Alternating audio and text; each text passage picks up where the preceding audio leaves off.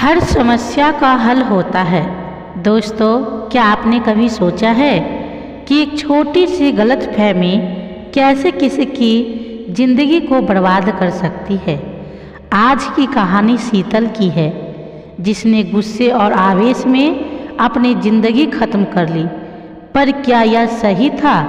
क्या सच में आत्महत्या किसी भी समस्या का हल हो सकती है? चलिए जानते हैं इस कहानी से हमें क्या सबक मिलता है।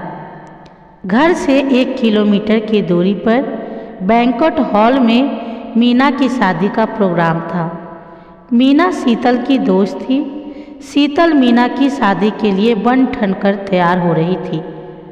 घर पर सिर्फ सचिन और शीतल थे। शीतल को तैयार होने में अभी समय लग रहा था।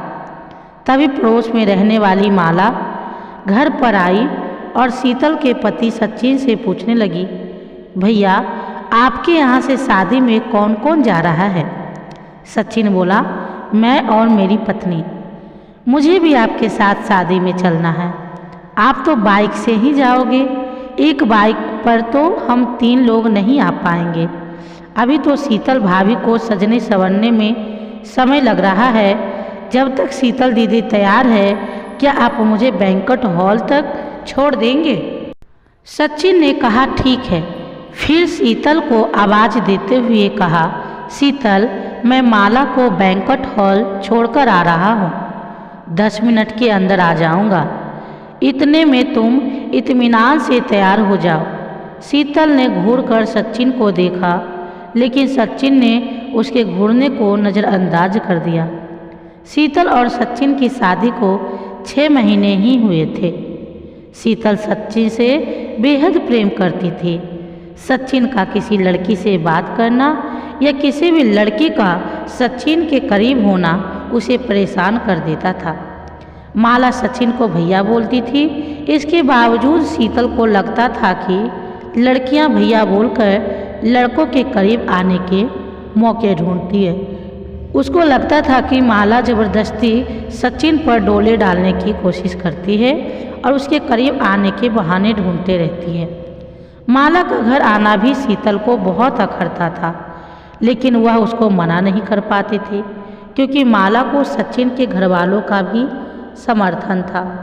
उसने सचिन से बहुत बार कहा था कि माला से दूर रहा करे। माला अच्छी लड़की नहीं है। उसका तुम्हारे करीब रहना मुझे पसंद नहीं है। अगर वह किसी भी बहाने से तुम्हारे पास आने की कोशिश करे भी तो आप कोई ना कोई बहाना बनाकर उससे दूर हो जाया करें। लेकिन सचिन उसकी बातों को टाल नहीं पाता था। वह माला की बातों में आकर उसके साथ हो लेता था। आज भी यही हुआ। सचिन माला के साथ बाइक पर बैठकर बैंक्वेट हॉल के लिए निकल पड़ा। शीतल द्वारा इशारे से मना करने के बावजूद सचिन माला को लेकर गया। यह सोचकर शीतल बहुत ज़्यादा अपसेट हो गई। उसको महसूस होने लगा कि जरूर माला और सचिन का चक्कर है।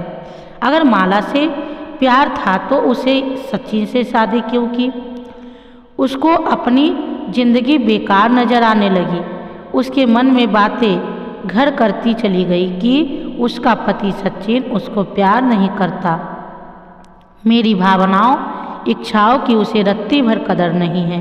ऐसे इंसान के लिए जीने से क्या फ़ायदा? इस तरह की बदतमीजी अपनी आंखों के सामने देखने से मौत भली। यह सब मैं अपनी आंखों से नहीं देख सकती। मेरे मरने के बाद सचिन के मन में जो आए वो करे। नकारात्मकता उस पर हावी होती चली गई। शीतल ने गुस्से में भरकर ना आव देखा ना ताव देखा। उस कमरे में रखे 5 लीटर मिट्टी के तेल की कैन को कमरा बंद करके अपने ऊपर उड़ेल लिया और आग लगा दी। जब सचिन वापस आया तो उसके घर के बाहर काफ़ी भीड़ थी। वह समझ नहीं पाया कि आखिर हुआ क्या है। चिल्लाने की दर्द भरी आवाज़ें बाहर आ रही थी। वह लोगों से बचाने की गुहार लगा रही थी। जब तक दरवाज़ा तोड़ा गया तब तक वह 80% जल चुकी थी। आनन फानन में उसको अस्पताल ले जाया गया, लेकिन वह बच ना सकी। शीतल के परिजनों ने सचिन और उसके परिवार पर दहेज के लिए शीतल को जलाकर मारने का मुकदमा दर्ज करवा दिया। लाखों रुपए खर्च करने के बाद सचिन अपनी बेगुनाही साबित कर सका। क्या शीतल ने सही किया? क्या दूसरों की गलती की सज़ा हम खुद को देंगे और ज़िंदगी नरक बना लेंगे? अपने जीवन साथी या बच्चों की हरकतों से त्रस्त होकर इस तरह के कदम उठाना क्या समझदारी वाली बात है? ऐसा कोई भी कृत्य, आत्मघाती कदम जिससे हम खुद दिक्कत में आ जाए, हमारे पूरे परिवार पर संकट आ जाए, उठाना बहुत गलत है। यहाँ शीतल बेकार में जान से चली गई। मान लो आत्मघाती कदम के बाद वह बच भी जाती तो पूरी ज़िंदगी अपने कृत्य पर अफसोस करती कि मैंने ऐसा क्यों किया। क्या इस तरह परिवार में किसी की गलती से नाराज़ होकर आत्मघाती कदम उठाना, आत्महत्या करना सही है? क्या ज़िंदगी फिर से पहले जैसी हो पाएगी? क्या पहले की तरह जीवन यापन कर सकेंगे? जीवन में कठिनाइयों और चुनौतियों का सामना करने के लिए हमें मजबूत और साहसी होना चाहिए। शीतल की गलती यह थी कि उसने अपने पति की गलती के लिए अपने जीवन को खत्म कर लिया। उसने अपने पति की गलती के लिए आत्महत्या करने का फैसला किया, जो कि बहुत ही गलत था। आत्महत्या करना कोई समाधान नहीं, यह समस्या को हल करने के बजाय उसे और बढ़ा देता है। आत्महत्या करने से अब हम अपने परिवार और दोस्तों को भी दुखी करते हैं। इसके बजाय शीतल को अपने पति से बात करनी चाहिए थी और समस्या का समाधान निकालने की कोशिश करनी चाहिए थी। वह अपने परिवार और दोस्तों से भी सलाह मदद ले सकती थी। शायद इससे सचिन और शीतल के बीच सब कुछ मधुर होता, उनका दाम्पत्य जीवन सुखी होता। आजकल के बच्चे हो या बड़े, सभी में धैर्य साहस की कमी है। ये लोग तुरंत उपचार चाहते हैं। थोड़ी सी देर होती है कि अपनी नज़रअंदाजगी इनको बिल्कुल पसंद नहीं है। ये असहनीय पीड़ा देती है उन्हें। फिर गुस्से आवेश में आकर वे गलत कदम उठाने से बाज नहीं आते। पता नहीं क्या मिलता है उन्हें ये सब करके। जीवन में आने वाली कठिनाइयों और चुनौतियों का सामना करने के लिए हम सभी को मजबूत और साहसी होना चाहिए। हमें अपने जीवन को नरक बनाने के बजाय समस्या का समाधान निकालने की कोशिश करनी चाहिए। कोई भी कदम उठाने से पहले उसके अच्छे बुरे पहलू पर 100 बार सोचना चाहिए। सबसे बड़ी बात, हमें सब्र रखना, धैर्य रखना आना चाहिए।